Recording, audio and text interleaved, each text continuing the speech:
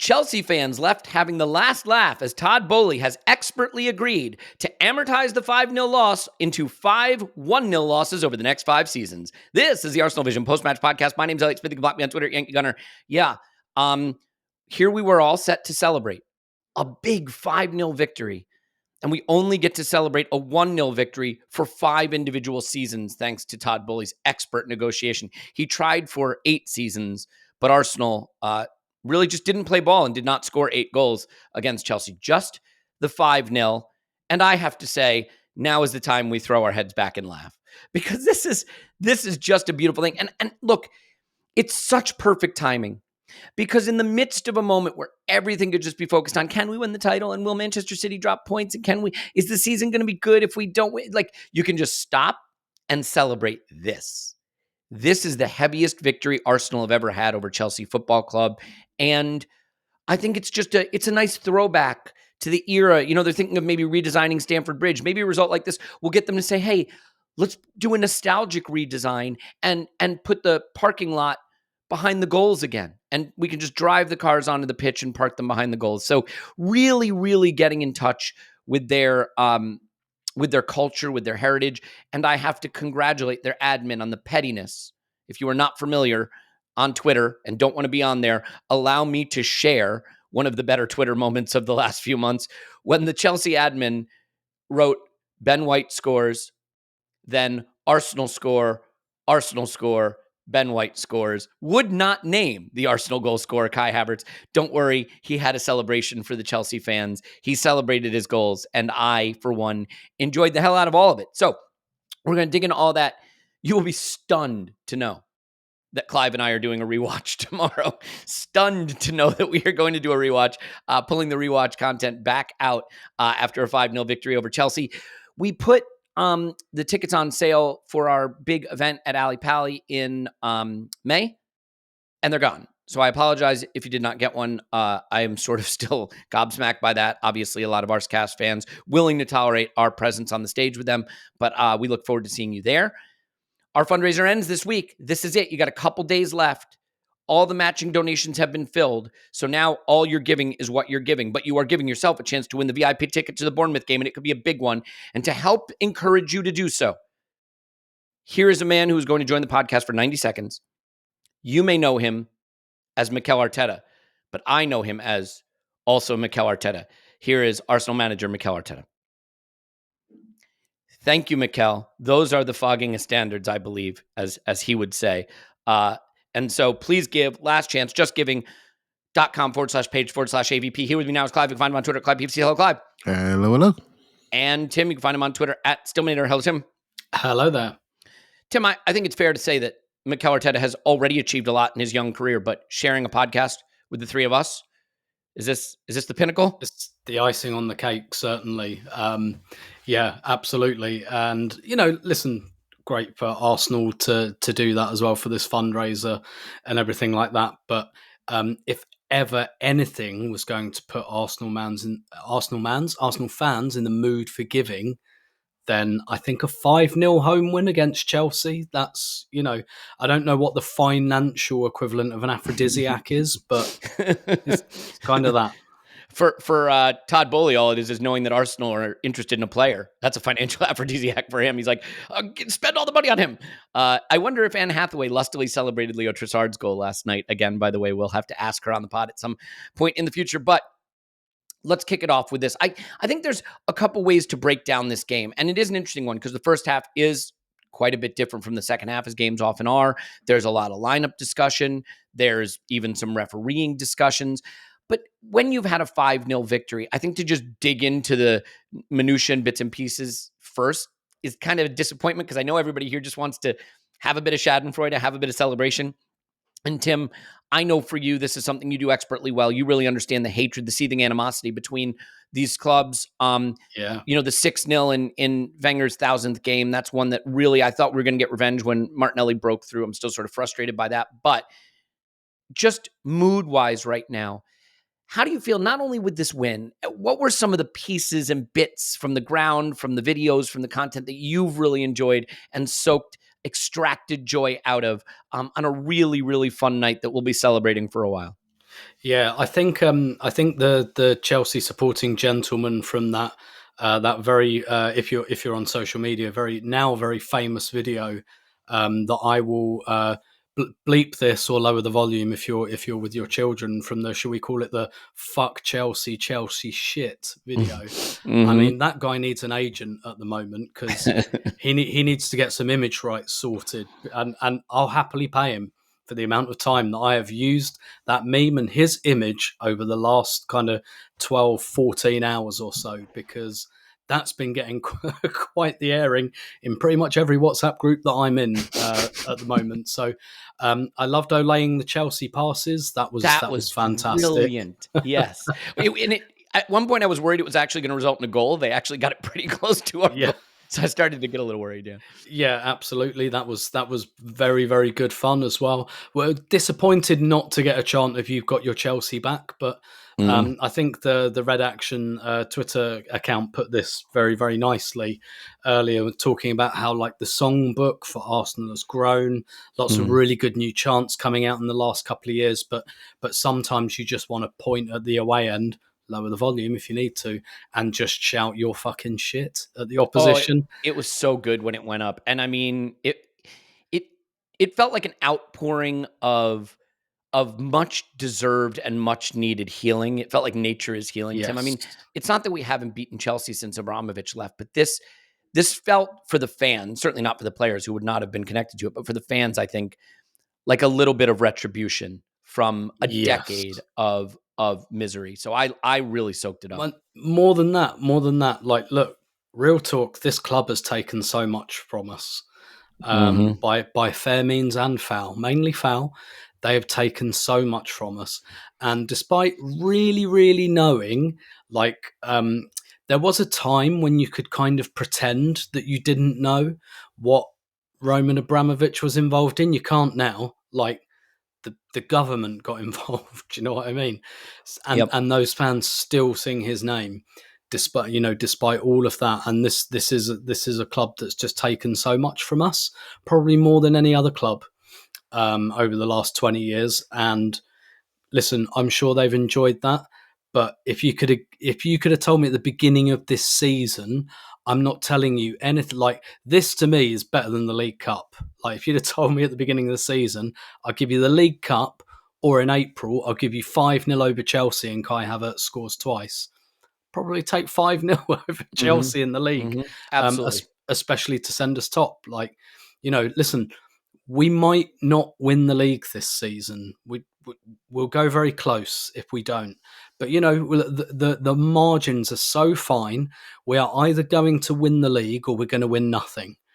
And so you have to enjoy stuff like this. And for me, watching that away end gradually empty, watching them kind of slink away gradually as those third and fourth goals went in, for me, just absolutely tremendous. Enjoyed the absolute hell out of it. And it could have been more, because at half time, Elliot, I was frustrated that it was only 1-0. I was Oh, yeah. frustrated. Mhm. That was my. I thought we played really well. I wasn't frustrated with the performance. I was like, this should be over. This should be over. And so I was glad that we put them to the sword in the second half and kept going. And I do think there's an element to which the players knew as well, because they could have stopped at 3-0. They could have stopped and gone, we Yep. got this game now, big game on Sunday. They kept going. I think they knew a bit, not as much as us, but I think they felt it too. I think they felt there was value beyond the goal difference of tonking this team. A couple of things I want to tease out of that. First of all, do you feel the lightness in the fan base right now? I Hmm. feel it. Did you think we would find this kind of lightness with 4 games left in our season, top of the table, with the derby on Sunday away, having been dumped out of the Champions League? This lightness is a blessing. It will be a blessing for the players going Even into the derby. Yeah. Mhm. before this game as well, I saw so many tweets on the morning of the game, none of which I disagreed with, that were like, no one's really talking about this game. It still feels really like we've accepted the season's over. And listen, beating Chelsea 5-0 is always good fun. But the fact that we've turned it around, from that Villa result, which we've not always been able to do under Arteta. That is like one of the very few remaining questions. Can we stop that spiraling, which Mm-hmm. we have seen quite a few times, and to put that pressure back on Man City and say, we're not going away. We're not going away. We're not fading away this time. You're going to, I'm going to sound like Kevin Keegan, but you're going to have to go and win it. And if you do, fair play, but you're going to have to go and win it. There's a lot of value in that. And I think a lot of people, even before this game, if we'd have scrapped out a 1-0 here, people would have been happy. But you're right. Like, this has given us a lightness now that I think is genuinely useful. It will make them feel refreshed. Spurs lost 4-0 in their last game. They've had 15 days by the time we kick off to stew about it. And then they see us do this to Chelsea. It can only help in the psychological battle there. It was fun. It was funny.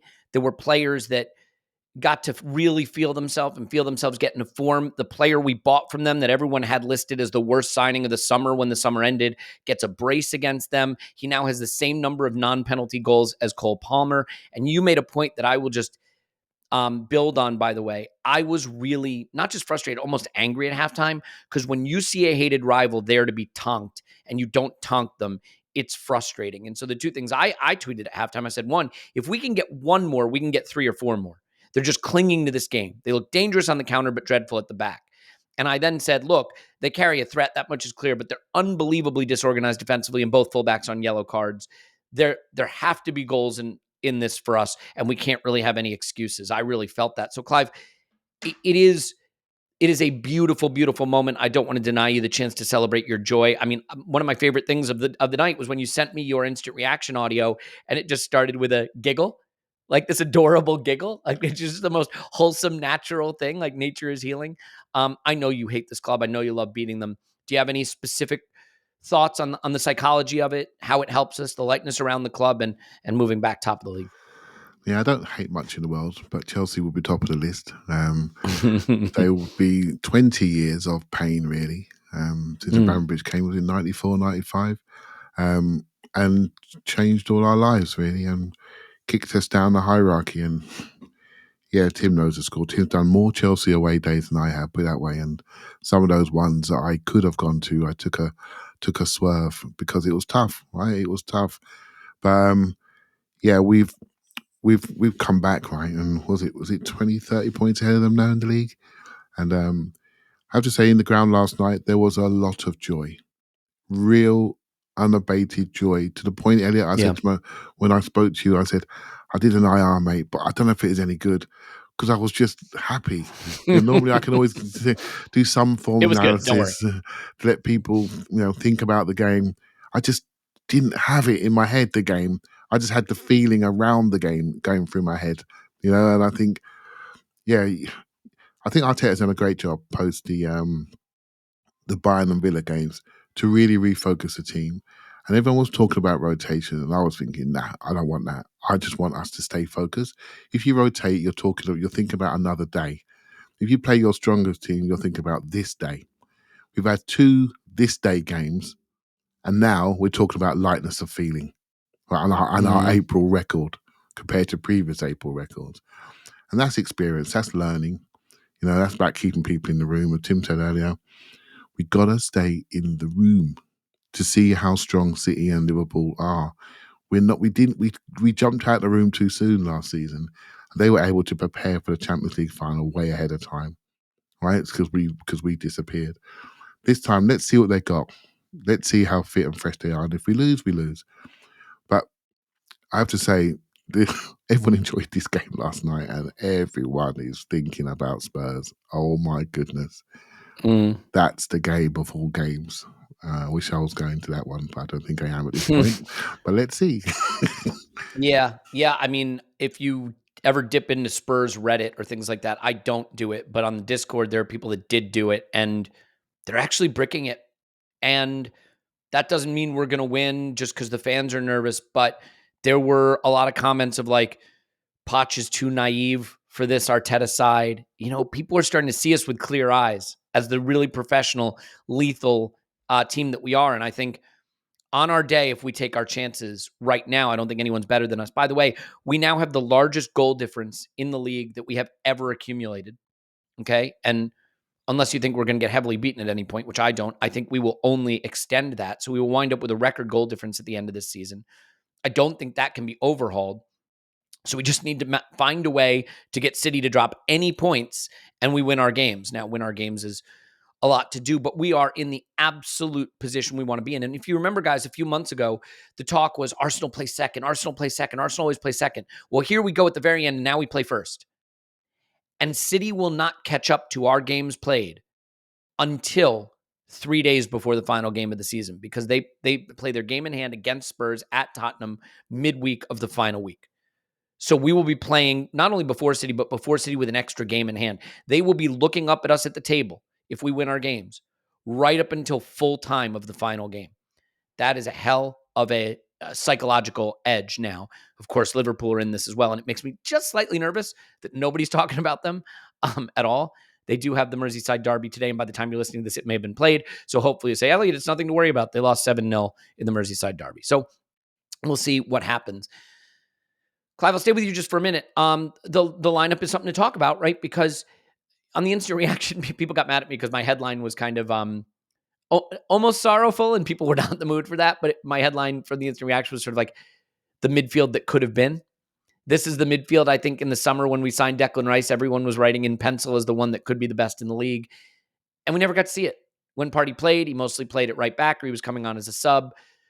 I think, is this the first time they started together as a trio in midfield this season? It's certainly the first that jumps to mind. Since the Community Shield, this is the first. Right. Yes. So yeah, of the proper season, I guess you would say. And Tomiyasu came in at left back, and I think the team we put out there at present, as much as I love Jesus and Martinelli, who I love, I think you'd have to call it our strongest team.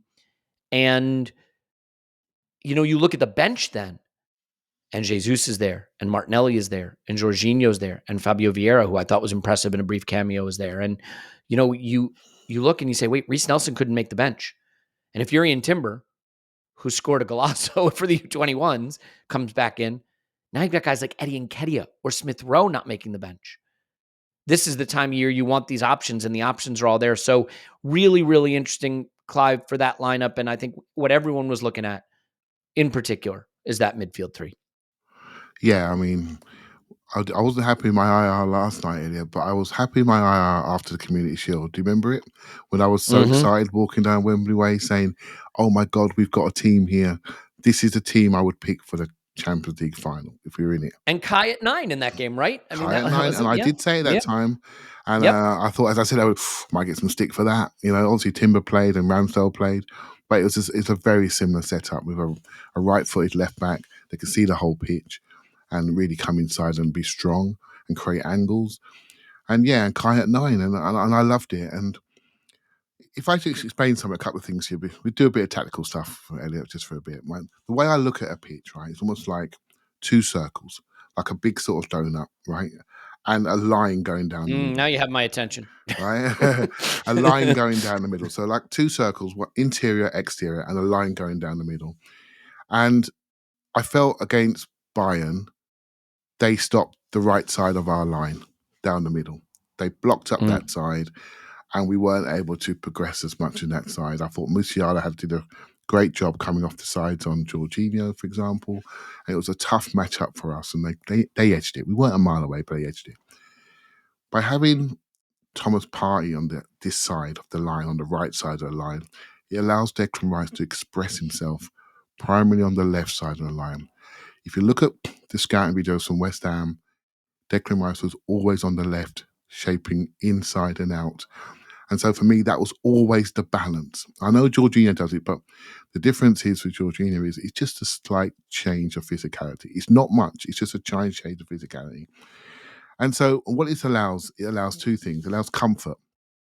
So Rice has comfort. The right side has comfort. Odegaard has comfort. And so they stay in positions to receive. Havertz has comfort, and he comes to get the ball. And I've been doing a little bit of studying on scouting videos, right? And I learned a phrase. It's called packing. It's like packing a suitcase, right? So packing. And what it is where you do a rat-a-tat, set the play, and you have people who can pass through people. Thomas Partey, Havertz, Odegaard do this thing, and they bounce it to each other, and the next pass out takes out 4 or 5 people. Look at the first goal that we scored.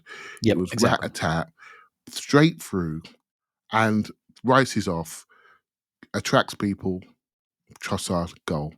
I mean, and we did this. If you watch the game again, we'll watch it tomorrow. Watch the game again. You see how many times we did this with that midfield in total sync with Havertz coming in. It was a thing of beauty. It really was. It had the physical and technical balance. And I want to bring Havertz into this as well because he drops in. It was just perfect link up and then knowing when to expand. And Rice was part of the expansion. Havertz and Trossard part of the expansion. I just got regrets, mate. I've got regrets. Not every game, because I think, our January signings of last year, Kivior, Trossard, and Jorginho we wouldn't be here without them. Let's be honest, we wouldn't be here without them. But I've got regrets in certain moments that we weren't able to fill that midfield more often this season. Yeah, I mean, you can see what it does for Rice. I agree. He gets in that left side. He looks very, very comfortable there. I think if he had completed that pirouette and shot at the top of the box, David Moyes might have thrown up in his mouth because that is not the kind of football a midfielder number 6 should play. But boy, was that nearly a video we'd be watching for years to come. The dynamic just worked. And I think calling out the first goal is a perfect example of it because I think what's been missing in this midfield a little bit is the tempo at times and just the use of small space. Jorginho does a really nice job with those straight balls that break lines, right? I really think he does, and he is a metronome. But like, Partey uses the no-touch turn in a way that I can't really explain to turn little space into big space, to take players out. He can just keep the ball moving. Like, what he does in the build-up to the first goal isn't anything sensational. He finds a space, he gets the ball, he pops it off, away we go. And the tempo is good. And I think he has a slightly bigger variety of passes that he plays than Jorginho in terms of how he shapes it and the angles he finds. And so it all just looks very effective at the way we play through. Now, they had some joy playing through us as well. And I haven't seen the game back, so I don't know if there's something about how Partey was playing or the spaces he was taking up that made us more vulnerable to being played through. I'm sure Mikel will be looking back at that to see what allowed Chelsea to have some of the joy on the counter that they had. But Tim, that midfield dynamic was really fun to see. And in a way, look, we have been treated to some dominant football this season. Dominant football characterized by a lot of control, a lot of just sustained pressure in the final third. At most of the points of this game, we had less possession than Chelsea.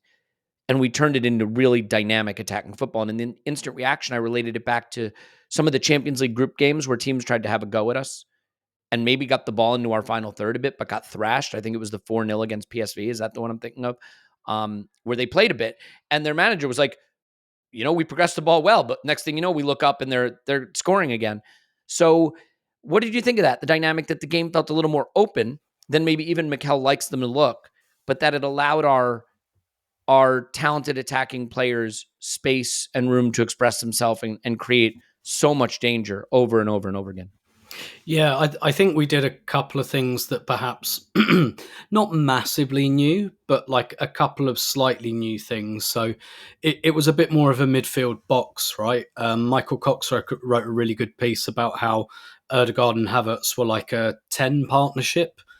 Like on parallel lines, and Ødegaard was pushed a little bit higher and Havertz was dropping in, and he kind of described it almost like a front two, just like 20 yards deeper than you just see a front two, like a 10 partnership. And, having like Rice and Partey behind them, it was more like parallel lines. I don't know if that's the right way of describing it, because when Jorginho plays there, he's very much central pin.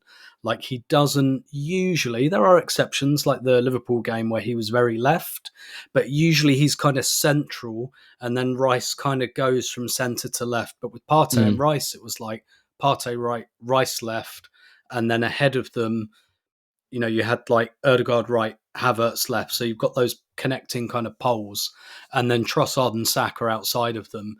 And the other thing as well, Tomiyasu did really, really well, is he just took Madueke for a walk and he inverted, but not in the same, like when Zinchenko inverts, it's about getting on the ball and, popping the ball off and giving us that rhythm. For Tomiyasu, it was just about taking him out of the way.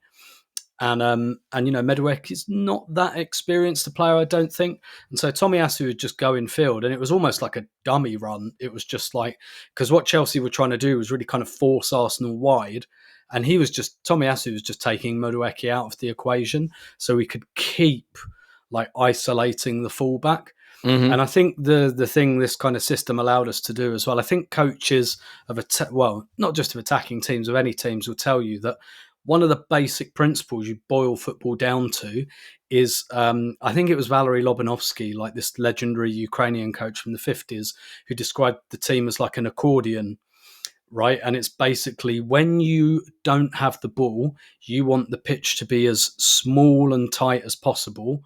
But when you have the ball, you want it big and you want everyone spread out. So it's like almost like a lung. It kind of contracts, and actually having like that midfield box kind of allows you to do that, because when you don't have the ball, you can really like tighten up and just have four players like clogging that central space. But when you get the ball, you can all kind of fan out and spread out, and I think Arsenal just did that really, really well. And look, Chelsea helped Arsenal a lot.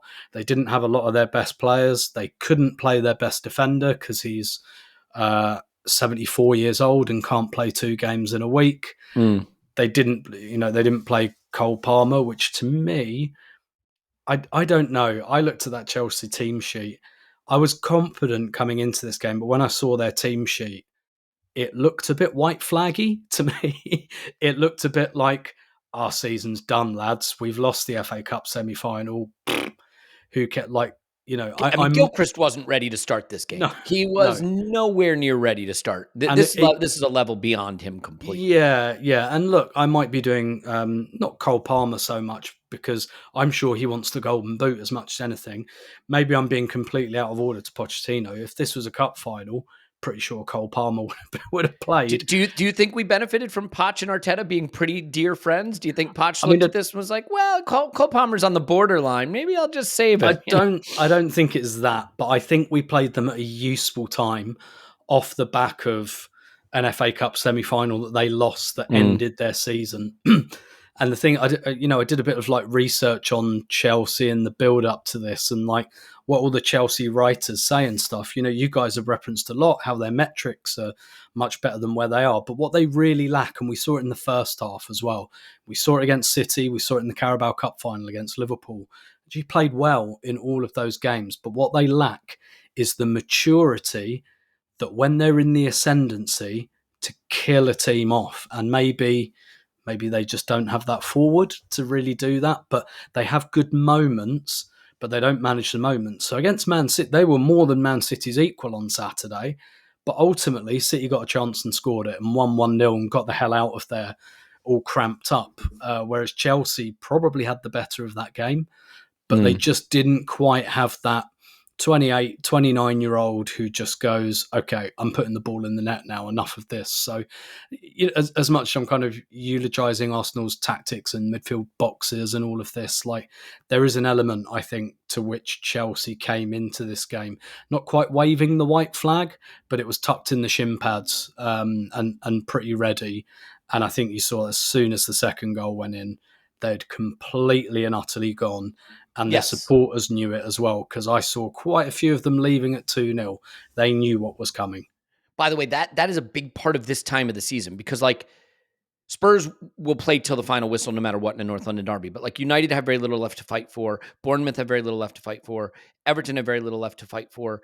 If you can get them behind and get them to feel like, screw this, I'm on the beach, you see some weird results this time of season with like clubs that you regard as decent, squad teams that you think are decent, but they're just firmly ensconced in lower mid-table, and they just have nothing to fight for. And so if you can put them in a position where they don't see a road back, you can really beat the crap out of them. And you saw that in this game. And Clive, as we start to turn to incidents, I want to just say something quickly on an incident. There's no point in talking about it. Jackson should be off. It's a red card. I think it's the second consecutive game where we were denied a red card for violent conduct, or serious foul play, whatever you want to say. Sorry. In retrospect, I'm really glad he wasn't sent off, because I think I'm very, very happy with the outcome, and doing it versus 11 Chelsea players makes it even sweeter. So that's fine.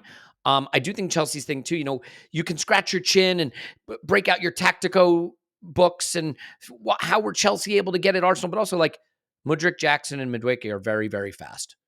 And sometimes players who can run very, very fast can get past you.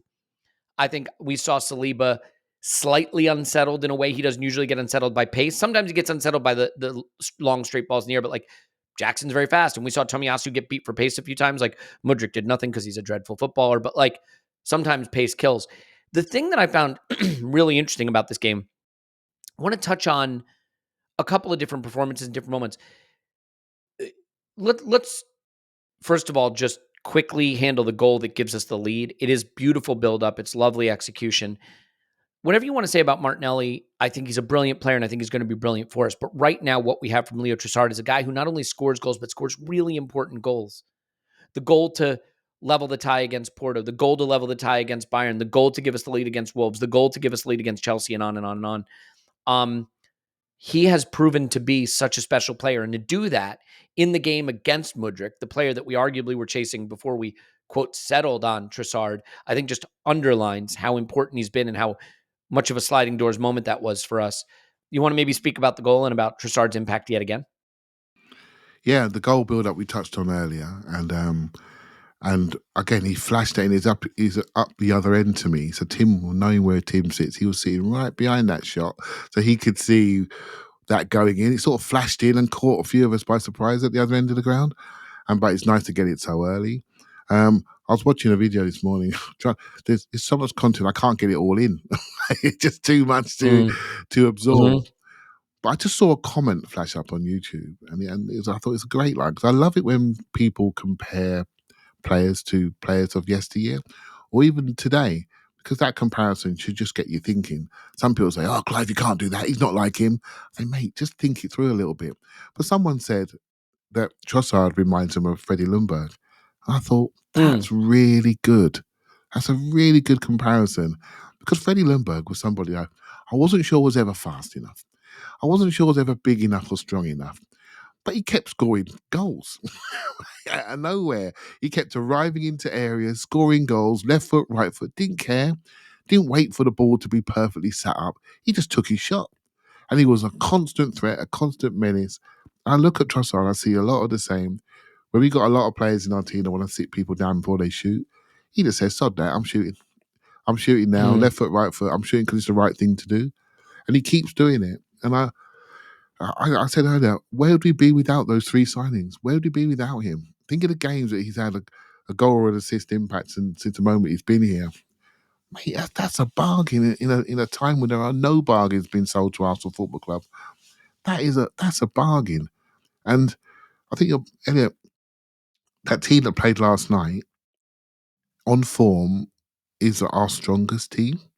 At Just the right moment, sure. now, when you're picking your game, pick a team for your life moment, and you want people to do certain things at certain times and being consistent, that could be our strongest team. I think Jorginho Party could be a discussion to have, but I think what they gave me was a level of real serenity about what they were trying to do, and I felt a real bond in the group. And I think Trossard has really shown what you can do. We come from a small club to a bigger club, and this is how you get in, by just playing well when you are called upon, and eventually you might just knock the door down.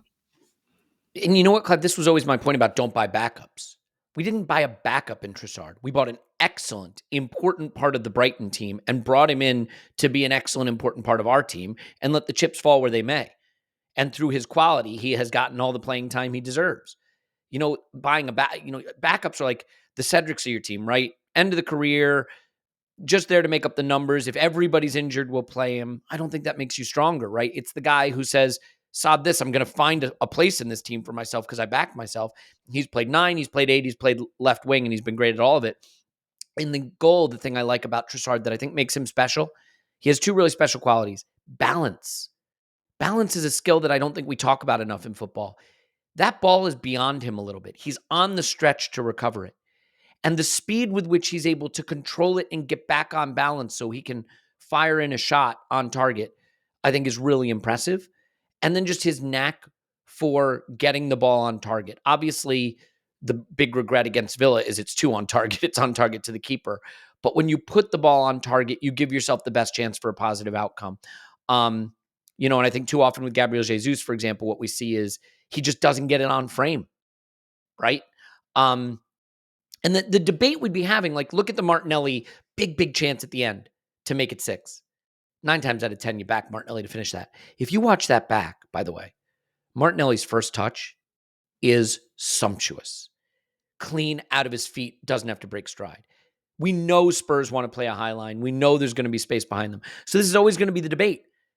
It's hard not to fall in love with a player who can run in behind and run away from defenders. But right now, Trossard is scoring too many big goals. He's made that place his, and he has every right to keep it. And it's another critical contribution, because I think this game felt nervy in the first half at times, but it felt nervy with a 1-0 lead instead of 0-0. And that little extra cushion, I think, gave us comfort.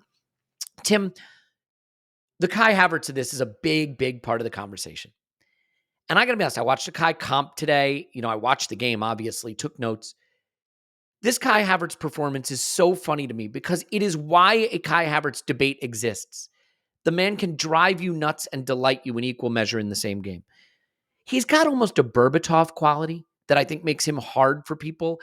Berbatov was tremendously skillful and talented, but never looked like he was trying. Like if a cigarette was dangling out of his mouth while he was playing, that would have felt appropriate. And maybe a fedora, right? Like there's something about Kai that always feels casual.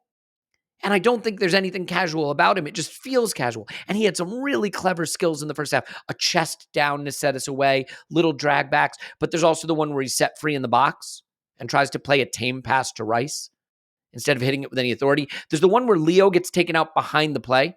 I think it resulted in a yellow card for Gilchrist subsequently, or for someone anyway. And Kai's on the breakaway, and he just lays it off to no one gently. There's the shot low to the keeper's left, his right, that I thought was sort of tame. There were a few moments like that in the first half, and yet this is a game where he races away from Cucurella, holds him off with beautiful strength, and bangs into the back of the net, and also finds space in the box, maybe too easily if you're a Chelsea supporter, and fires it, gives the keeper the eyes, and finds the corner. He has the skill to do anything in the game. You see it. And then there are just those moments that the intensity doesn't sort of ooze out of him, at least to the eye. So how do you sum up this game? I think a first half that would have left people a little frustrated, and then an emphatic second half to make him not the man of the match, but certainly a candidate for it. And he celebrated his goal, which for me, all is forgiven. Yeah. You're my hero. Yeah, that's the goal we really all wanted, right? Yep. But very briefly on the Trossard thing, balance. That's being two-footed. I remember reading something in the Ajax Academy that they train their kids to be two-footed, not just because, as we see with Trossard, if a chance falls on your left foot, you've got to be able to take it. It's also about how well balanced you are as well when you run in your gait, and I think we see that with Havertz. It was really interesting listening to the Arscast this morning with Andrew and Andrew M was talking about, and I really related to this. Like, there's something about, you just described it there. There's something about Havertz that's difficult to put your finger on because he's kind of intense, but he's not intense. Like, he has the most yellow cards of the season, for example, and he does all these bursting runs in behind. I think that's a massively underrated element of his game, the fact that he kind of comes deep, but he has a gallop on him as well. Like, he's really able to make that run in behind. But Andrew was talking about having a feeling of safety with Havertz in the team and having him up front in particular. And I don't think that's just because of his size, although I think that's a part of it. I think it's like you said about Berbatov, like his touch, like there's a delicacy to this player. And like when he gets the ball, you're right, he doesn't do everything right. Sometimes he's a bit cerebral. Sometimes his decision-making is a bit frustrating, but you kind of relax when the ball is in his orbit. A little bit, and I think that's a mixture of his size and his technique at the same time. So it's not like you're choosing one or the other with this player, because on one hand you could look at it and say, well, we're playing Havertz up front, he's 6'4", he wins more headers than anyone else, So clearly we must just be banging the ball up to him, and we're not. But I think having that option, if you need it, I'd compare it to, as a man with a weak bladder, when I'm on a train and there's an announcement that there are no working toilets on this train, I instantly need the toilet, right? But when I'm sat near the toilet, I don't need to use it. If I buy a bottle of water for a long journey, I won't touch it. It will be there and I won't touch it. But if it's not there, my mouth will feel like it's full of sand the second we take off.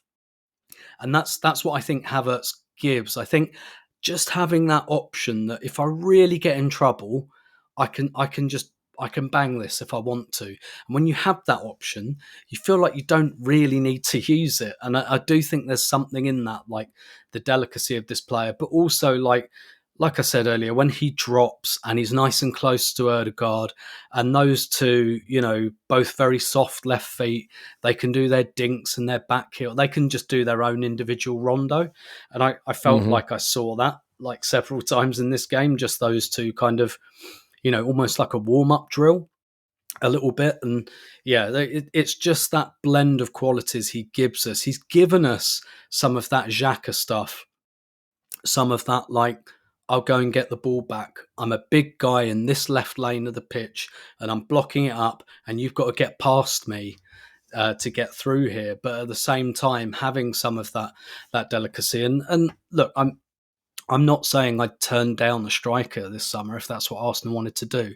But at the same time, I feel like there are things we overlook when we feel like we need a player. Sorry, excuse me. There's the dry mouth I was talking about.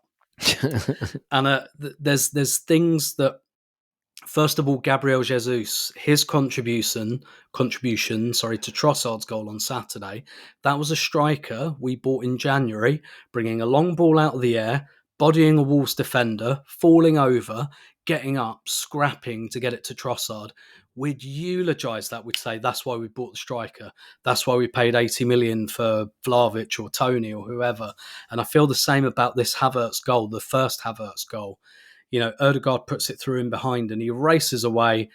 Absolute textbook number 9 goal. Again, if that was a striker we'd bought for 80 million in January, everyone would say, that's why we did it. That's what we needed. That's what we were missing. And I think sometimes it's not incorrect to think we need something, but I think sometimes that causes us to miss things in the players we do have. And I think Havertz is a great example of that.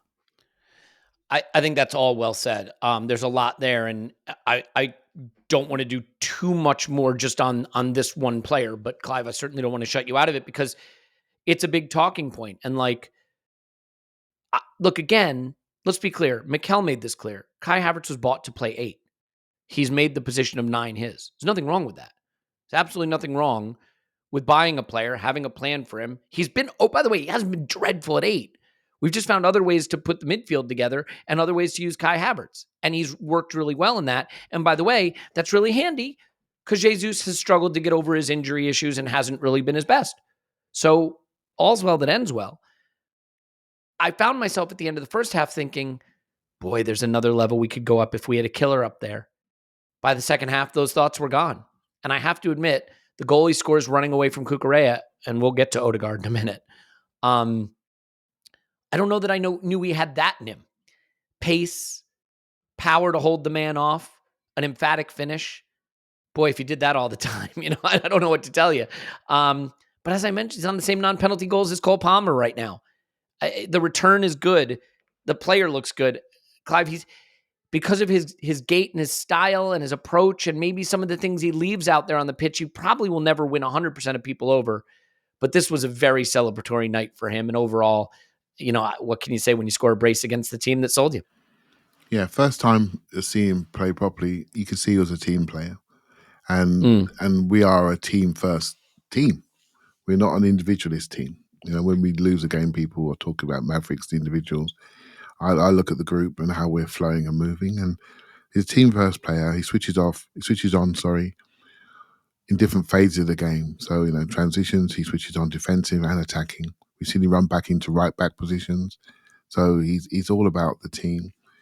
I think what he gives more than anything for me is clear direction when he plays up front. And he can play in all the phases. So he can link up, come short, he can be the target, he can play out wide, he can also defend the double six. In anything you want him to do, he can do it. If you want him to be the key presser, the Rice role as a presser, we have him just behind the front two. He can do that too, because he's really smart and intelligent, so he can intercept the ball and he can move it quickly. He's just an all-round complete player that maybe we lost a little bit because I think he was unsure certain phases of how we wanted to use him, and he was maybe a bit too cautious and trapped himself. As soon as he came out and broke free, he's totally in the group now. So when you say 8, Elliot, I've always had this sort of argument with myself. The 8, the way we use the 8 is a top of a box player. So he's not an 8 as we sort of grew up with, like an Aaron Ramsey type 8. He would start deep and then flow. He's already high because we sort of invert from that side. So you could see the original plan. He was at 8 that would go into 9, and we would have it on the piston there. And obviously our left back would invert, so he'd be left top of the box player. Left top of the box and centre forward isn't that much different in this team. It's really just, it's within 5 yards of each other. We know how small the pitch goes when we compress it. So, but what he has done, he's given us a stretch ability when he plays up front, and I feel whatever we need to do to get up the pitch, he can do it for us. So and that's a key thing really for me. That's a big thing, and I don't see that with our other forwards. And when we are thinking about the summer, I'm thinking more of a player like Havertz, a younger player, rather than going 100 million job on somebody to be a killer. That's where I am with it, because I'm more of a team first guy. Yeah, I think the other thing that we are guilty of doing sometimes against teams that we hate and really want to beat badly, or let's face it, in any game, is believing that every single threatening move is supposed to result in a goal, and that if we had a different player, every threatening move would result in a goal. All you have to do is look at the other team and Nico Jackson, and none of the threatening moves result in a goal. The guy can't score at all. It is the case that the leader in big chances missed every season in the Premier League is usually the top goal scorer. Mohamed Salah missed the most big chances. Erling Haaland missed the most big chances. The sign, the hallmark of great players is they always seem to be at the heart of great moves. But that means you're going to have a lot of times where you're frustrated by them not finishing them. I mean, Leo Trossard is our killer. He didn't do it against Villa. Does that make him a bottler? No, they don't always go in. Unless you're Messi. Then they always go in. For everybody else, he has the highest XG over performance in our team. And Trossard? there's a reason. Yeah, there's a reason for that. Yep, doesn't surprise me at all. I thought you were saying Messi, and I was like, is he in our team? Because that'd be fun as hell. We may have our own Messi and Martin Odegaard. We could talk about that a little bit. Look, 47 minutes in, a ton still to talk about. And I can hear you saying, Elliot, what the hell are you doing? You haven't told me about any brands that I should patronize yet. I am sorry. I am deeply sorry. I will carry these scars and these wounds for years, but I can rectify that by telling you this podcast is sponsored by BetterHelp. BetterHelp isn't online therapy, it's therapy. I have given the story of my mom a few times, so I'm not going to do that again, because my mom is going to be like, Elliot, can you stop telling the world that I've been in therapy for years? But I will say to my mom, that's not a stigmatic thing anymore. It's not a stigmatized thing anymore. It is a beautiful thing. I think there's a lot of things about our society that are changing and people struggle with change. But one of the things I love is that we are normalizing the conversation around mental health. Mental health doesn't start when there's crisis. Mental health starts when there's not a crisis. As Paul would say, the wave starts far from the beach. You keep yourself out of crisis by doing the maintenance, right? You work out every day, or you eat right every day, and you prevent yourself from breaking down. The same happens with therapy. Get into therapy and you will see the difference. I promise you. Just in terms of finding your happiness, finding the things that make you happy and eliminating the things that don't, organizing your life better, getting in a car, driving to an office, going to a therapist, driving back. That therapist didn't work. Maybe I'll drive to the one that's 20 minutes further away, that's more expensive. That's a hassle. With this, you do it from home at your time with someone that suits you, camera on or camera off, whatever you prefer. Try it now. Find your social sweet spot with BetterHelp. Visit BetterHelp.com/vision today to get 10% off your first month. That's BetterHelp, HELP.com/vision. Do it now. And also, whether you're a world-class athlete or a podcaster like Tim, which is also a world-class athlete. We all understand the importance of mental and physical well-being and proper recovery for top-notch performance. That's why I am excited that Unified Healing is sponsoring this episode of the Arsenal Vision podcast. Unified Healing is a new and super innovative global network of wellness centers powered by the Energy Enhancement System, or get this, EE System. I will ask them how they came up with that name. If you haven't heard of the EE System yet, you'll want to listen up. The technology promotes wellness, deep relaxation, purification, and rejuvenation. Whether you're here in the US or hundreds of other locations across the globe, access to a center is easy and affordable. This was developed, by the way, by a PhD doctor. You can read all about it on the website. There's some great testimonials on the website as well that can tell you a little bit more about it and understand why people are so excited about this technology. Interested in experiencing the EE System technology for yourself? Go to unifiedhealing.com/arsenalvision to learn more and find a center near you. That's unified, UNIFYD healing.com/arsenalvision. And now for the moment I really shine. No material testimonials on the Unified Healing website are intended to be viewed as medical advice or substitute for professional medical advice, diagnosis, or treatment. Always seek the advice of your physician or other qualified healthcare provider with any questions you may have regarding a medical condition or treatment and before undertaking a new healthcare regimen, including EE System. Clive! Indeed. Now, Clive, you are a talented podcaster, talented analyzer of the game, a good spotter of talent. So when you sit down with a young man to have a chat with him and size him up, you can come away with an impression of that young man that can benefit us. You sat down with a young man named Martin Odegaard on the occasion of the signing of his new contract. I think you came away being impressed with him. I have to admit, I am not a keen observer, but I came away yesterday thinking Martin Odegaard is the greatest footballer in the history of professional football, association football, club football, soccer, if you want to call it that. Clive, this is a good player. And I think he epitomizes what it means to play for Mikel Arteta. Because he is not Bruno Fernandes, who, by the way, throws up incredible creativity stats for United while playing for himself. He is not a luxury number 10, right? Who just flits between the lines and has 10 touches a game, but every touch, creates a chance. By the way, important. But he is molded he is built in the Mikel Arteta mold.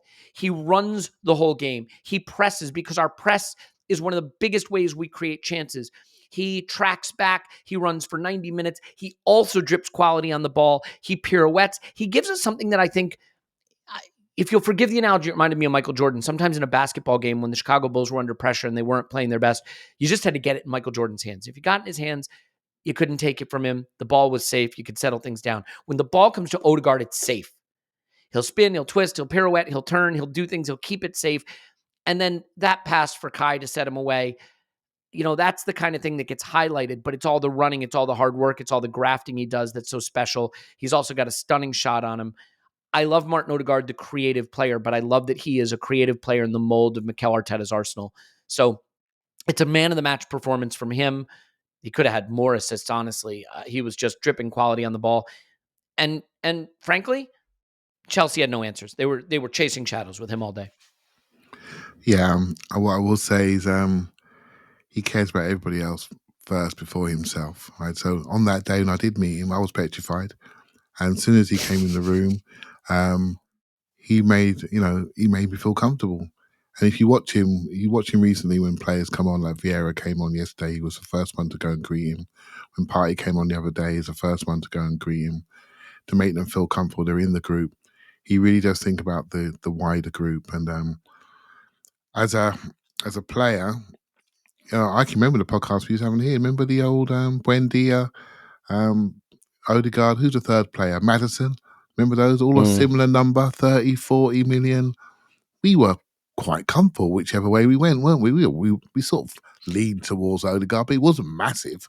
You know what I mean? It wasn't. Well, also, just to stop you on that for 1 second, I didn't think there was a world where Real Madrid would have been stupid enough to sell Odegaard at that point. If you remember, we were like, well, they're not going to sell him. They know better than that. We leaned towards him, but it wasn't like a huge gap, was it? It wasn't like, oh my goodness. And well, there's a huge gap now, isn't there? There's a huge gap. And and one thing we did speak about, and we'll go back to it because I think it's really important about captaincy. There are people where we signed Declan Rice felt that maybe he could be the captain going forward. But I love Odegaard's style of leadership, which is a giving style of leadership. It's an example leading style. Because when we come out of these games and we're tired and we rock up at Wolves and he's like sprinting his high out, even though he can barely keep it, he's sprinting his high out, leading our press, receiving the ball from people in difficult situations, being that release valve for them, getting us going forward, dictating the attack, receiving it when he knows he's going to get kicked, and then gets himself in the box in the last 2 minutes so he can slot one. I mean, that is leadership. At a time when we were all rocking inside, that is leadership. That is what you do. You get tested and you get judged in the most difficult circumstances, and he stands up. And if you're the manager, you're thinking, mate, he'll do for me. He'll do for me. He's always runs the most Ks. He doesn't have to. He's got his money in the bank. We know he's talented, mate. I cannot praise him highly enough for any player, any young developing player. We think about his history of being a superstar at 15, getting embarrassed going to Dutch clubs and not doing okay until he went to Sociedad. His career's kicked on. That was 5-6 years after, when he first hit the scene. Then comes to Arsenal, does fine, then comes back and turns into this player. I mean, what a story and a lesson to all of us. I think it's fantastic. Yeah, and as far as this performance, just quickly, Clive, like I think, he's sensational. I love the pass for Kai to send him away. And do you think maybe for a player like Odegaard, who's had to face so many low blocks, right, and so much of his work is done pressing and in small space, are these the kind of games where maybe he licks his lips a little bit because he's like, oh, space to do some things and play some players in and create some openings? Like, it must have felt like Christmas for him because he doesn't get to face this a lot, Yeah, absolutely. I think when we watch the game, even I don't want to say this after a 5-0 win, but we could look at Odegaard, Partey, and Rice. I'd like to see improve their edge of the box shooting. Do you know what I mean? Because I think they've got the talent for it, and Odegaard, to really, really improve in that situation.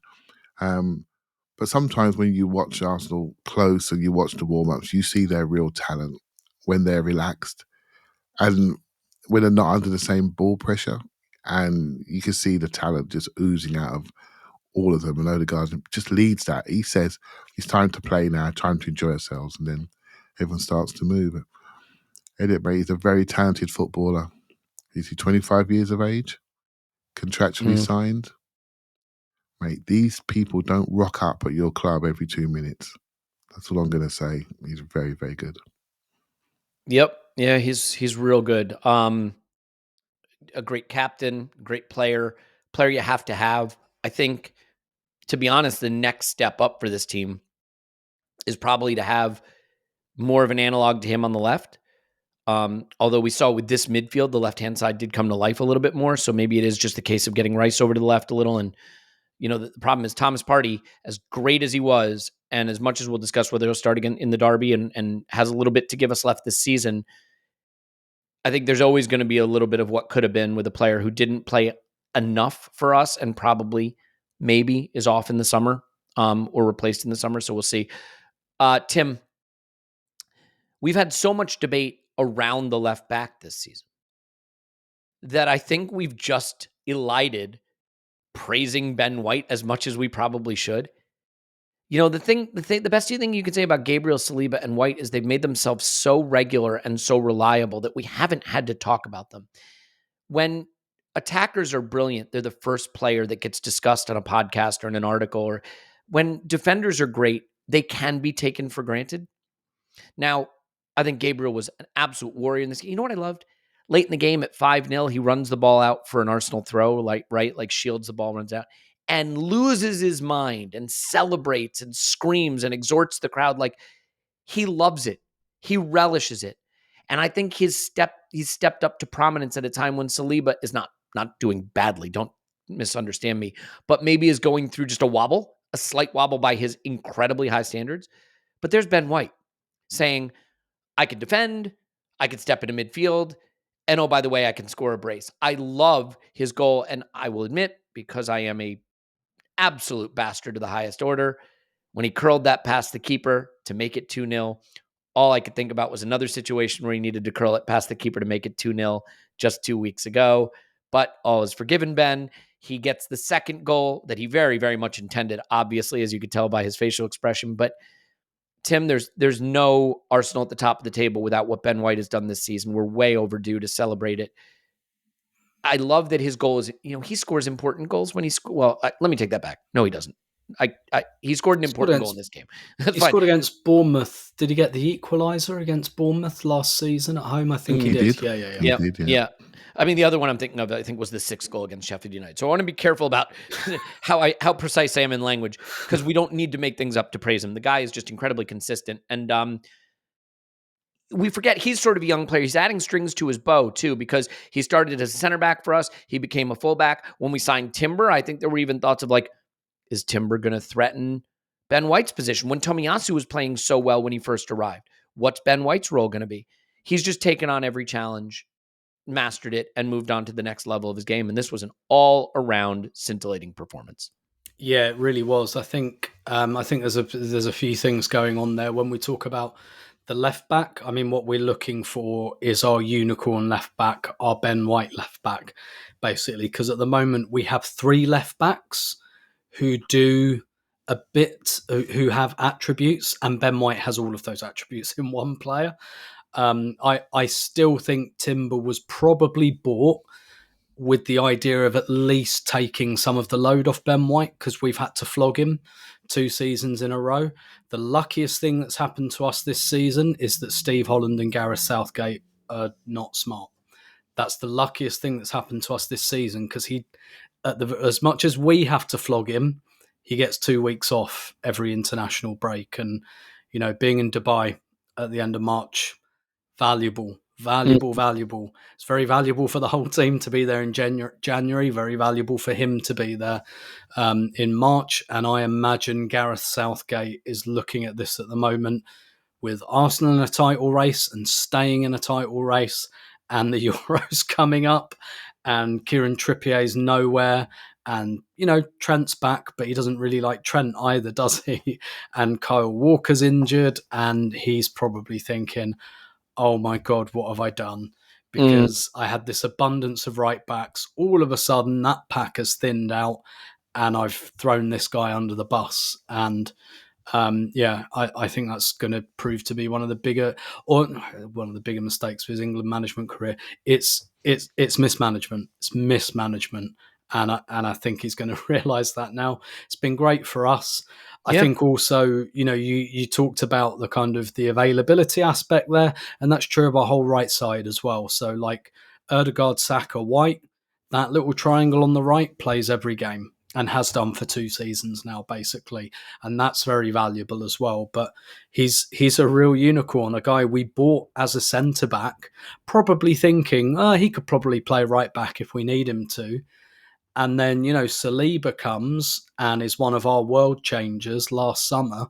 And he's the guy that goes, but you're not moving me either. Like, you can literally move me to the right, but I'm not getting off the pitch, kind of thing. And that's what really, really good players do. And, you were talking about Trossard earlier as well. It really reminds me of that Ramsdale interview, I think about this time last year, where Ramsdale talked about Trossard, and he said, Trossard has not come here to be a depth player, to be a squad player. Trossard has come here to take a shirt. And Ben White, he had the shirt, but he's had to fight to keep it, because essentially Saliba and Gabriel, that's our centre half partnership for every single game. That could have killed Ben White. That could have killed his Arsenal career stone dead through no real fault of his own. But instead, what's he done? He's gone, all right, I'm not going to move Saliba from that spot. I'll learn this position. I'll learn it. And the amount of work he's done to learn it as well, because he was good. When he first went there, he was good. And we knew he was all right on the ball. We knew he was he could play in midfield and in those areas. But the thing he's really developed is that overlapping thing. He didn't have that when he first went to centre-back. And that is the quality I admire most in footballers. Guys who, I've said it about Declan Rice, used to say it about Cesc Fabregas, guys who look at their game and go, what can I add?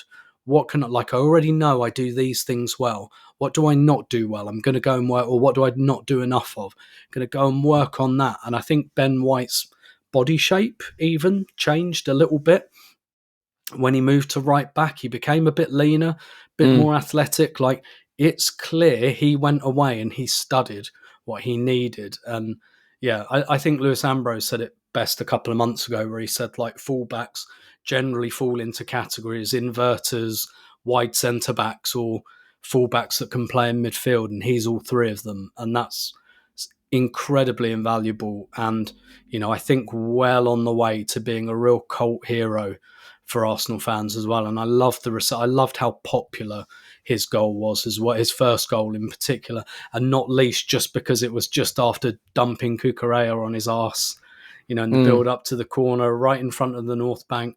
Wonderful, wonderful picture of that moment from the North Bank Twitter account of Cucurella sat down on the goal line and Ben White just looking down at him with utter disdain, which was really like the image of the match. And I'm so pleased he got a game like this where he scored a couple of goals, because generally players aren't talked about unless they do something like that. And he deserves all the flowers in the world. As much as Ødegaard, in many ways, is the epitome of this team as a leader, as a player, Ben White, I think, if I was going to tell you the archetypal Arteta player, I think it's Ben White. Yeah, and to be fair to both of them, I think along with Ødegaard, Ben White might be the second most important pressing agent in our pressing system. He's got a really difficult job to do to make sure that he steps up and presses that wide player when they get the ball on the touchline, but doesn't get beat in behind. He's got to cover a lot of ground to do that. To be fair to him too, even though that second goal is not intended, I mean, let's be honest, it's not. If he doesn't put it in the net, it's a tap in and he's getting an assist there. So it is what it is. Another game, by the way, where we don't have to lament Bukayo Saka not being at his effervescent best. And by the way, he still had 4 shots. He had an assist. He was, good, very, very good. But the team is well-rounded enough that it doesn't all rest on his shoulders. Once upon a time, if he didn't make the critical contribution early on, we rarely found it.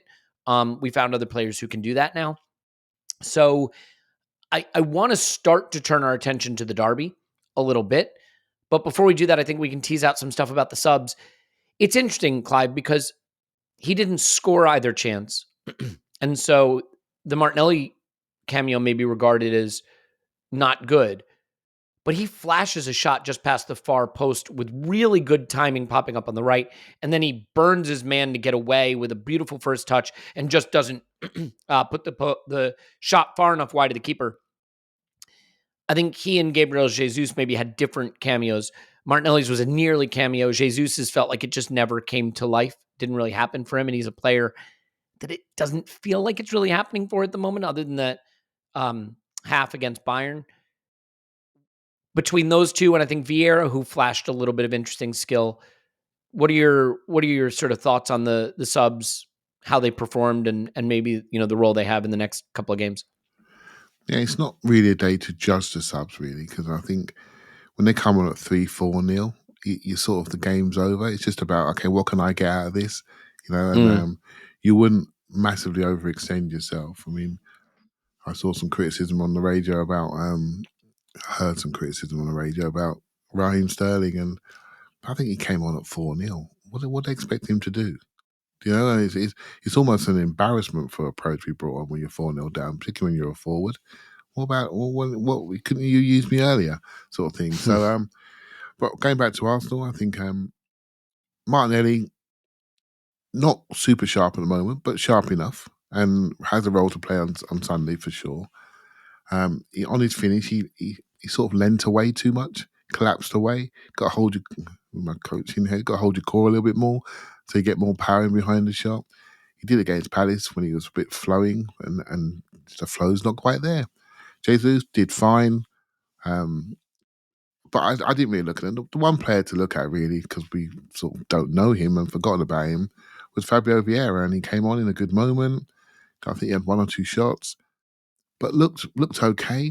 And what I look for with players like him, and I haven't really seen it until maybe yesterday, so I've never felt that him and Odegaard have had the right sort of relationship, the right sort of psychology that works together.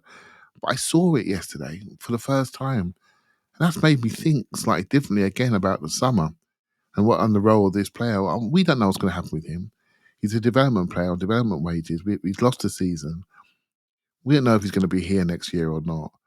But it's very difficult for me to look at the little flashes that you see and say we should turn away from that, because the flashes that you do see are really of a high level, and what we haven't seen is a consistent high level. So yeah, I thought he was the most interesting one of the subs, really, because we haven't really seen him. Yeah, that's 100% it. It is so dangerous to evaluate. Like, you can evaluate Martinelli, you can evaluate Jesus because you know him really well. Evaluating Vieira is hard because the game was so dead when he came on, and it had turned into sort of, you know the way those games get, right? Where the structure's starting to fall away a little bit and the discipline is gone, and Chelsea were beaten. And, like, for example, do I think Vieira takes that shot at the top of the box on that it just flashes wide if the game is 0-0 and he has other options and the team's more in shape? I don't know.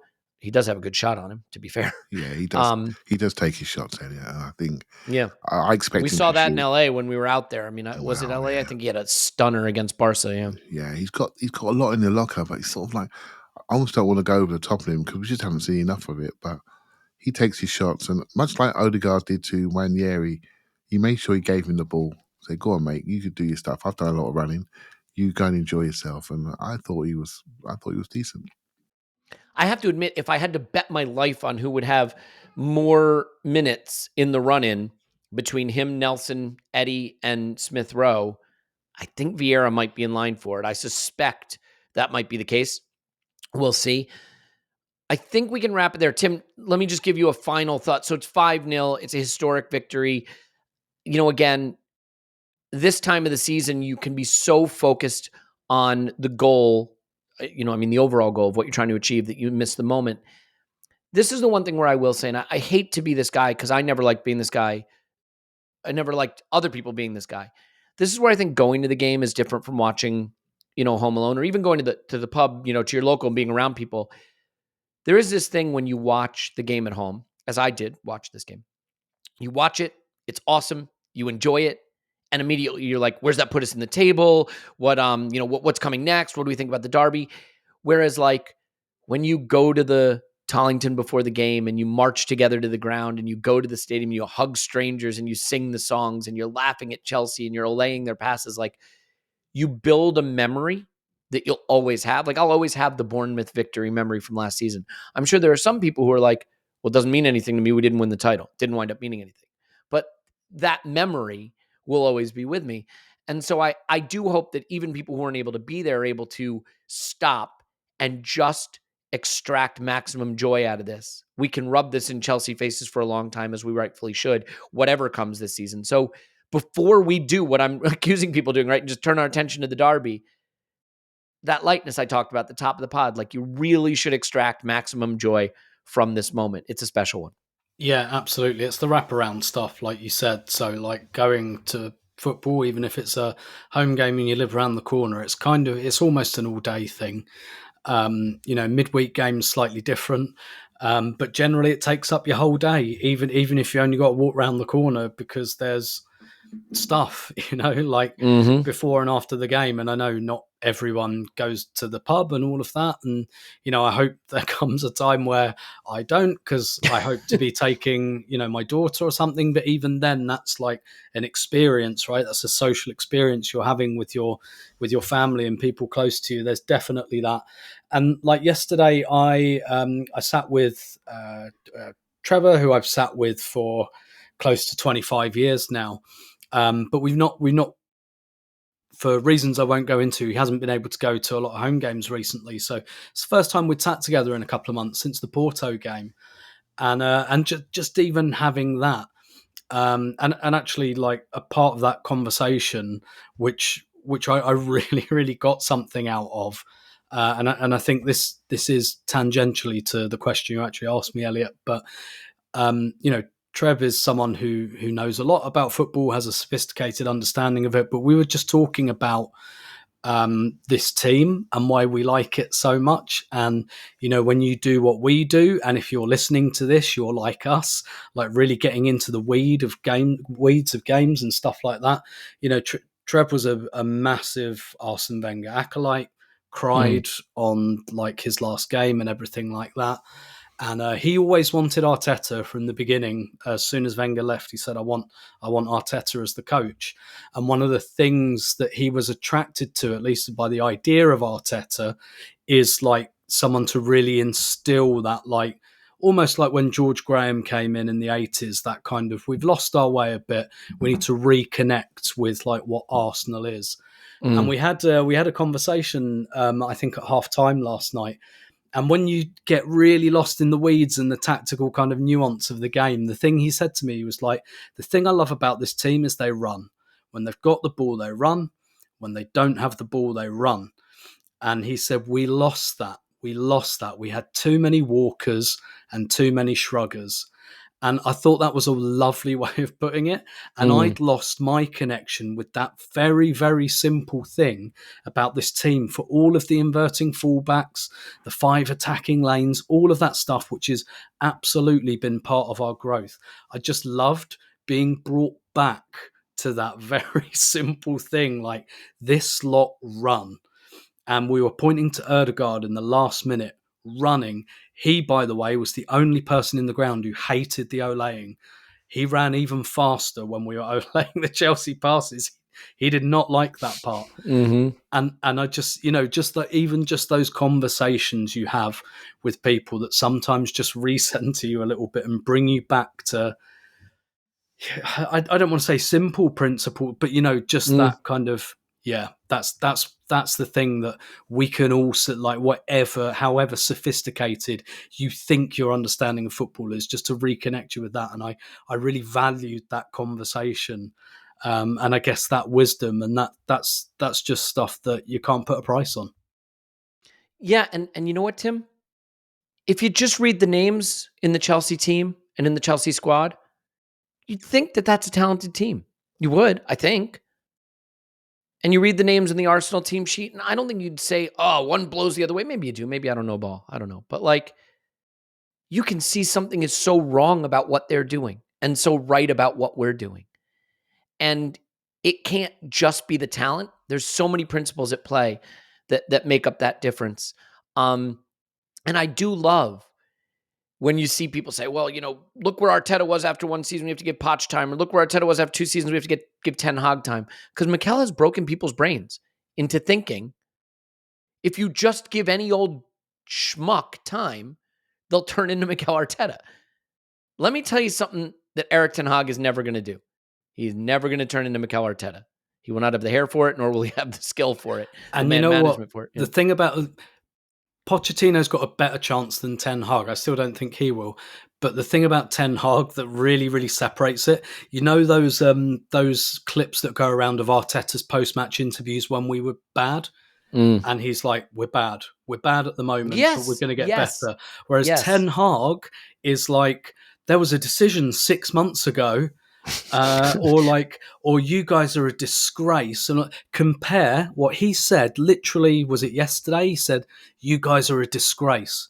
Compare that with Arteta's press conference. Do you remember it when we'd lost like 5 games in a row or something? And he said, I'm here, hit me. That's the difference. That is why Ten Hag is going nowhere, because he's making excuses, and Arteta never did that. And I'm not going to pretend that at the time I was saying, oh, he'll take us to the top of the league. I had my doubts then, but you look back and that is a fundamental difference. Yeah. I mean, there's a great interview after we had, I think, drawn with Liverpool, but we were battered, where Mikel was like, we're not at their level. Them. Oh, we beat them. That's right. We beat them. And he's like, we're not at their level. We matched them for effort. He described the gap as enormous. But he said, what we've done is we've brought the effort up, and now the effort is equal. And he said, everything else will get there, but now the effort's equal. And again, Ten Hag is not saying that stuff. No, he's saying we're the best. It's just all going against us. Okay, Clive. Now I'm going to do the thing that I said you don't want to do, which is immediately look ahead to the derby. If Mikel has done anything brilliantly, I think one of the things you'd have to point to is righting wrongs. He's been great at righting wrongs. He didn't right the Villa wrong, so that wasn't great. But the Newcastle wrong was righted. Chelsea was one of our worst performances of the season away, righted that wrong properly. there's got to be a lot of regret about the derby at home and the way the ball rolls under Jorginho's feet, and we wind up drawing that game that we never should have. They play a style of football that some would regard as brave. I would regard as naive. And they're going to be missing Udogie, I think. Otherwise, they've been sitting there having their own little Dubai session. We will certainly be the more tired team, but we now look like the more informed team. They got smoked by a team with legs in Newcastle, just running at them basically 4-0 in their last outing. How do you see their vulnerabilities shaping up against what we like to do? And would you do anything different from what we just did against Chelsea? Interesting one. Hey, look, it's Spurs, right? This is, although Lads, it's Tottenham. Yeah, I really dislike Chelsea as a club and what they've done to English football. But you're brought up to dislike Spurs. But at least Spurs are organic. They try to do things the right way, even if they do get far too much praise for what they have achieved throughout their history. But I'm still getting over that part of things. But I think we know how they play, and they play one direction. I think Tim's point about running is a really pertinent one, because Adrian Clark said something before the game about Chelsea that they don't run. And they don't run into their box, they don't track people. And I think we could see that. I think Spurs do run. They run forward and leave spaces going backwards. And Newcastle knew it, and they put their three best runners up front. I think it's important when you go to Spurs, you have to control your destiny, really. You have to control the midfield. Midfield of Basuma, Papsar, Maddison. I think our midfield's better. And if we control that space in there in the interior, I think we can expand into the wide areas, and they will give you the wide areas, because what they'll try to do is come inside with their fullbacks and try to overload centrally, but they leave themselves exposed. And I've watched Mickey van der Ven, and he is quick.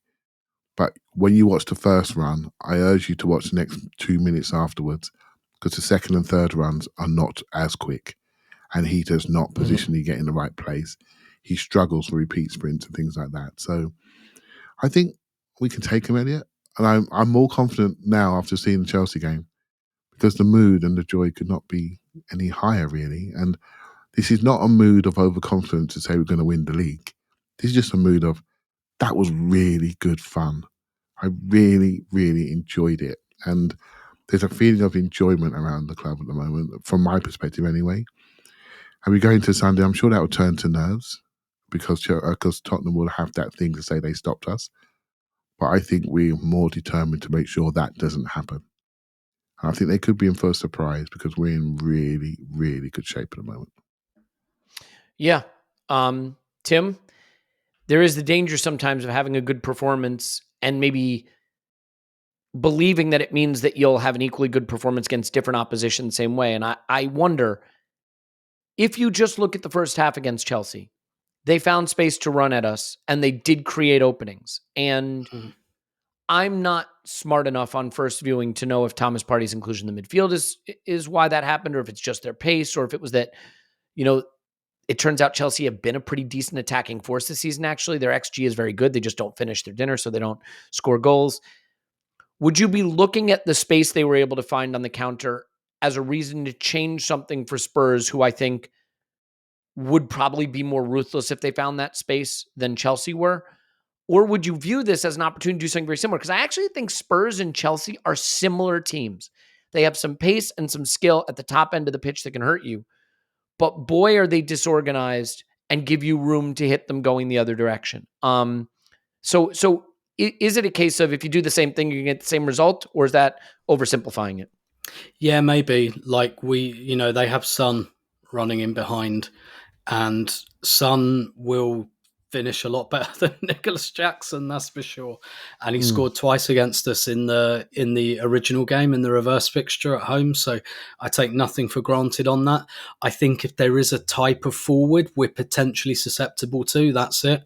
We all saw what Ollie Watkins did 10 days ago, and I'd say Ollie Watkins and Son quite similar, like running in behind types. And if you let them through, we let Ollie Watkins through twice, inside of the post once, in the net the second time. That's the kind of reality of that quality of forward. and so that's potentially a bit more dangerous for us, I think. I don't think, like, I look at Kane, for example, against Bayern. I think physically, like, our centre backs can live with any striker, really. I think the Ivan Toney v Brentford last season thing is the only time I can remember like a physical challenge that Gabriel and Saliba went up to. But we're a team that goes forward and we leave gaps, and therefore, like, Son is I hate to say probably one of the better players in the world to really exploit that. So yeah, maybe we've got to plug a few gaps there. I'm not overly concerned that we won't do that. Like, I think Arteta does make tweaks for the opposition. He did here. He knew exactly what Madueke was going to do. That's why he played Tomiyasu. Just they're going to defend like really narrow. They're going to try and push us out wide. So let's take one of those wide players, take him for a walk in field. So all right, we'll take the wide areas, fine, but we're going to take one of your guys out of there so that we isolate people. So I think Arsenal make more tweaks than people realise. We're not we have a style, but like we make little tweaks for opponents within that. So yeah, and clearly who's playing at left back is going to be the big question. I mean, I think really now it's going to be between Kivior and Tomiyasu, isn't it? And I think really it's only not going to be Tomiyasu if they don't think that he can play this game, that he's going to be fit enough to play this game. So I'm sure that they will try and play him. But yeah, but at the end of the day, one of the things that makes me, again, I hesitate to say the word confident, but the thing is about playing Spurs is that we're better than them. But look, Derby's slightly different, like the pressure's different, particularly when you play away. But the thing is, for Arsenal have been playing every single game under huge amounts of pressure recently because of Man City, because we can't slip, and we know we can't slip. Last night we were under an enormous amount of pressure. If we draw that game, title's gone. It's over. No problem. Bash them 5-0. Not a problem at all. Wolves, like, off the back of Bayern away. That was a really hard game. I think it was a really underrated victory. But like, I think what these guys are showing now is they can live with that pressure. So like, something that would ordinarily, I think, go in Tottenham's favour, I'm confident we can live. I'm confident we can live with like the cerebral external factors. I don't worry about those at all. Yeah, I'm not as worried about those in a way. I think the fact that it's a big game helps us because you don't have time to think about the title race in a derby. You only have time to think about the derby. You know what I mean? I think the harder games are like going to Wolves where you know they're weak and you're expected to beat them, but if you slip up, you can't win the title. The big games, they get you up for it by themselves. I don't know, Clive. We are just excellent away. Spurs give you chances. They will give you chances. I cannot help that I think Martinelli should play in this game because I know there is no way you can put Trossard on the bench in the form he's in. I just think Tottenham Hotspur cannot live with someone who has that kind of pace running at their back line. And they're probably going to have the lion's share of possession, as Chelsea did against us. But I think that gives us a really unique chance to hurt them very, very badly in transition. And if their backline has to try to play out, I think they could get crushed as well. So this is going to be a hard game because the derby is always a hard game. Would you change anything from the lineup we just used? I mean, obviously there's going to be fitness evaluations, but aside from that? Yeah, I think I would prefer Tomiyasu to play because I think he's our fastest fullback. And Brennan Johnson is a very fast sprinting forward on the right-hand side. So what they do, they have Johnson and Werner as their wide sprinters, and Son stands offside. They play the wide men in, and then Son's there for easy tap-ins, but he's back on side again. Do you know what I mean? So that's the worry I have, what Son's positioning behind our centre-backs. So we're going to have to kill their wide areas, kill them stone dead, then progress from there. I think Spurs, hey, look, once you stop that, you can start to think about what you want to do. And I am of the opinion this game is a transition game. And we picked a transition team last night, and we're going to pick a transition team on Sunday. And it wouldn't worry me if Martinelli was the best forward for this game because he has the best tools for this game. And so we should pick him. If they're going to give you a 2-3 and there's space on the sides, you pick the best player to get into those spaces. And regardless of what's happened before, you don't do it. This isn't a charity. This isn't like you've done really well, you have a badge. If Spurs are going to do that, mate, we got to take it and we got to threaten them. We got to get them going backwards. Romero's a red card waiting to happen. Porro's a wing back really that jumps into midfield. He's an attacking player. And Doggy's not bad, but he's a hand grenade. One tackle good, one tackle He's bad. not fit. He's not fit, right? Yeah, exactly. So they're going to play. What's his name? I've forgotten his name. The right-footed fullback, Brazilian fullback. He's lost my memory. They'll play him on the left side. Emerson Royale. Thank you, mate. He's Emerson Royale. Terrible. And terrible. He's another hand grenade. Got sent off in a home game a year or so ago. So that's the area. We've got to take him there, haven't we? We've got to take him there. And so yeah, we are a team that's. I don't think they're going to like to play us. And they were lucky in that 2-2 home game. Let's be honest. Declan Rice went off with a back injury. It was the first game after our first game in Europe for 7 years, and we were all crying with emotion. The team was emotional. Rice went off. Jorginho came on, hadn't really played much all season, stepped on the ball. And we had them beat. We just didn't quite have the energy to take them. And that was Spurs in their absolute best moment, top of the league of the season. And they just got out of dodge with a 2-2. So let's go there and show them that the gap is really significant. That'll be my team talk. Let's not pretend they can get close to us. Let's take them apart. I mean, Clive, stay with you just for a second. I have a weird feeling that Bukayo Saka has a supernova game, like the one that's kind of been coming. I don't think, if it's Emerson Royale, like he has no hope of living with Saka.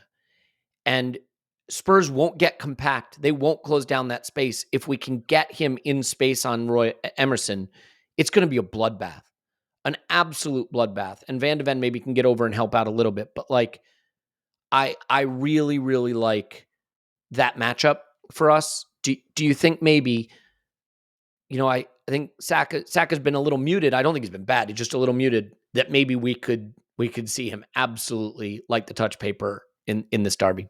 I agree with you, and I think Saka's learned how to get a 7 out of 10, and then just go home. And his 7 out of 10 is normally goal contribution.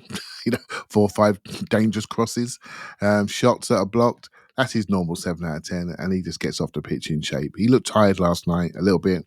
There were a couple of breakaways where he couldn't get ahead of Havertz turn back around. And but you know what? I quite like how we're conserving energy when we need to. And the possession numbers, don't worry about them. I quite like the passive pressing on occasions. Just go into the block and just sit there and have a little rest and then go in phases. I really like the maturity in the gears that we have in the team now. So yeah, there are other things to look at. And also their goalkeeper, mate, he's wafer thin on set pieces. Trust me, we can really have him on those. There's so many ways for us to impose ourselves on them. But I'm also recognised that Spurs can score and they're fresh. When you're fresh, you're normally offensively sharp. So I do think we won't be seeing Ben White charging up and down maybe so much. We're going to have to really think about their strengths. But when we have the ball, be really considered and composed, which we have been recently.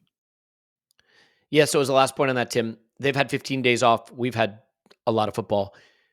It feels like a game that if it's tight in the second half, that could swing to their favor if we start to fade. Is another key in this game that Mikel not hesitate. And I want to be careful how I phrase this because I'm not trying to use this as a criticism of Mikel. I just think there have been times when we've liked to see him make changes a little quicker. He'll have Jesus on the bench. He'll have Martinelli on the bench. He'll have Vieira on the bench. He'll have Smith Rowe on the bench. He'll have Jorginho on the bench, right? He'll have Zinchenko and Kivior or maybe Timber. Like he's going to have a lot of options that we trust and have trusted in big games. Is another key component of this. Don't let flagging energy levels become the reason Spurs get the edge in this game. Does he have to be quick to change things if that dynamic starts to take place? Yeah, quite possibly. I think the way if I were Arteta, the way I'd look at this is they're going to be rusty. So let's get on them. First 5-10 minutes, we've got a nice rhythm. We're coming off, we've got the endorphins flowing after Tuesday night. Let's go for them nice and early, get that early goal. But yeah, of course, and look, we've got good players on the bench. To your point, like we brought on Jesus Martinelli, Zinchenko last night. Like Smith Rowe couldn't get on again. Like that's a really good level of depth. Nketiah couldn't get on. Nelson not even on the bench. Like we've got the depth to do that. We need to, and I think that was a learning probably from the Aston Villa game that we didn't do that quickly enough. But at the same time, I don't. One of the things that's really useful about this Chelsea game as well is it's kind of, I think Wolves to an extent as well, but more this. It felt a bit like the Villa and Bayern defeats. It was starting to become a thing that we're much better in the first half than the second half.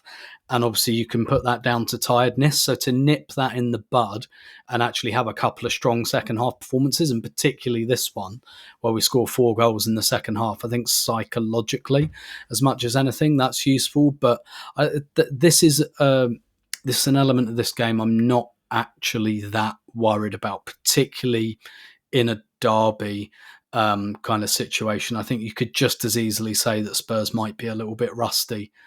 When we played that Palace home game off the back of Dubai, like it took us 10, 15, not much more than that, but 10, 15 minutes to get into the game. So for me, like set the rhythm and establish the pattern early when they are probably going to be rusty, quieten that crowd down a little bit and let's just play it. We want to un-Derbyfy this game as much as we can because we're better than them.